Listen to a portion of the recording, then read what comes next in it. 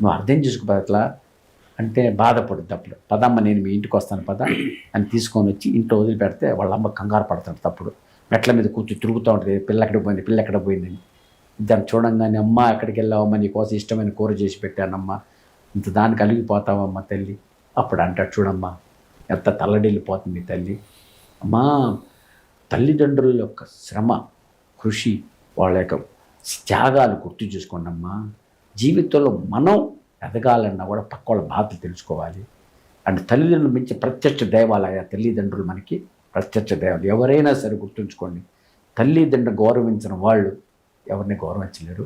అట్లా తల్లిదండ్రులు గుర్తించిన వాళ్ళు, త్యాగాలు గుర్తించిన వాళ్ళు మన జీవితంలో ఎదగాలంటే అది చాలా ముఖ్యం అండ్ మోస్ట్ ఇంపార్టెంట్. ఇప్పుడు చూడండి ఎక్కడున్నా చూడండి, వృద్ధాశ్రమాలు వేయటం, మీరు అన్నట్టు వాళ్ళు ఇన్సల్ట్ చేయటం. నీకు పరిస్థితులు బాగలేకపోతే వేరే విషయం, కానీ వాళ్ళ సహాయ సహకారాలు, వాళ్ళ అన్నదండలు, వాళ్ళ మంచితనం, వాళ్ళకి ఎక్స్పీరియన్స్, వాళ్ళ జడ్జిమెంట్స్, వాళ్ళ హెల్ప్ మనకి ఎప్పుడు చాలా ఉపయోగపడతా ఉంటాయి. అందులో అందులో కంబైన్డ్ ఫ్యామిలీస్ ఉండే అప్పుడు ఈ బాధలు కూడా చాలా వరకు వాళ్ళు అడ్వైజ్ చేస్తారు అనుభవంతో. అందుకు మేము చదువుతుంటాం అనమాట, good judgement comes with experience, experience comes with bad judgements. అనుభవం ఎప్పుడు వస్తే తప్పులు చేస్తుంటాం, అట్లానే తప్పులు ఎప్పుడు చేస్తుంటాం అనుభవం లేనప్పుడు.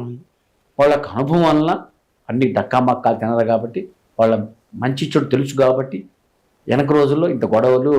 ఎందుకంటే వాళ్ళు చెప్పిన మాట విలువ ఉండేది, వాళ్ళ అనుభవం చెప్తారు.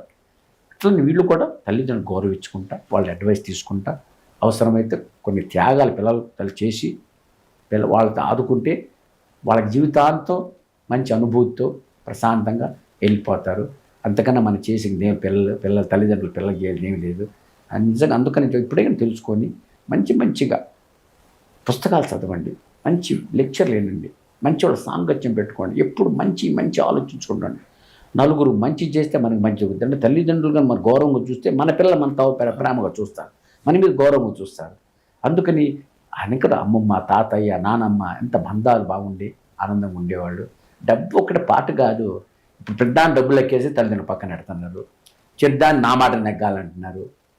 దానివల్ల ఫ్రిక్షన్స్ అవుతుంది. Life is a compromise. గుర్తుంచుకోండి ఫ్రెండ్స్, తల్లిదండ్రులతో కొన్ని అడ్జస్ట్ కావాలి, కొన్ని తల్లిదండ్రులు పిల్లలతో కొన్ని అడ్జస్ట్ కావాలి, అట్లా పిల్లలతో కొన్ని అడ్జస్ట్ కావాలి, పిల్లలు తల్లిదండ్రుల బాధలు అర్థం చేసుకుని వాళ్ళు మార్చుకోవాలి కొన్ని. ఇదంతా అప్పుడే లైఫ్ స్మూత్గా ఉంటుంది.